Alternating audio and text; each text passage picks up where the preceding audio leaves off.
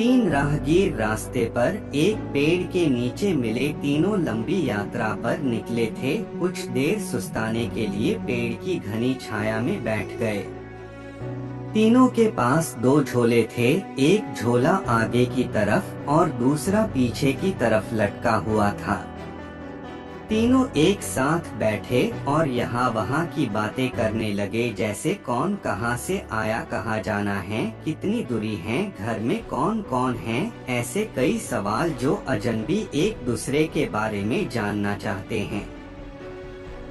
तीनों यात्री कद काठी में सामान थे, पर सबके चेहरे के भाव अलग अलग थे। एक बहुत थका निराश लग रहा था, जैसे सफर ने उसे बोझिल बना दिया हो। दूसरा थका हुआ था पर बोझिल नहीं लग रहा था, और तीसरा अत्यंत आनंद में था। एक दूर बैठा महात्मा इन्हें देख मुस्कुरा रहा था।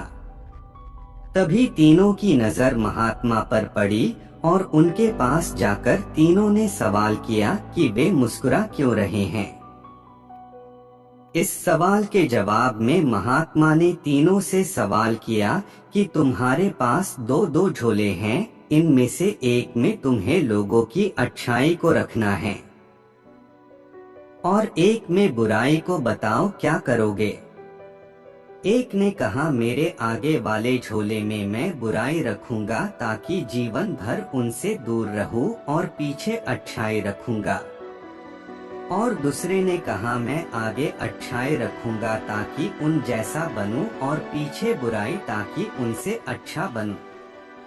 तीसरे ने कहा, मैं आगे अच्छाई रखूंगा ताकि उनके साथ संतुष्ट रहूं, और पीछे बुराई रखूंगा और पीछे के थैले में एक छेद कर दूंगा, जिससे कि बुराई का बोझ कम होता रहे और अच्छाई ही मेरे साथ रहे। अर्थात वो बुराई को भुला देना चाहता था।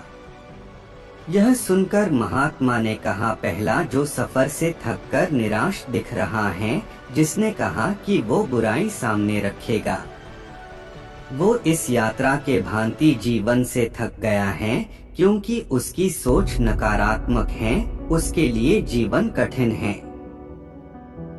दूसरा जो थका है पर निराश नहीं, जिसने कहा अच्छाई सामने रखूंगा पर बुराई से बेहतर बनने की कोशिश में वो थक जाता है, क्योंकि वो बेवजह की होड़ में है। तीसरा जिसने कहा वो अच्छाई आगे रखता है और बुराई को पीछे रख उसे भुला देना चाहता है, वो संतुष्ट है और जीवन का आनंद ले रहा है। इसी तरह वो जीवन यात्रा में खुश हैं।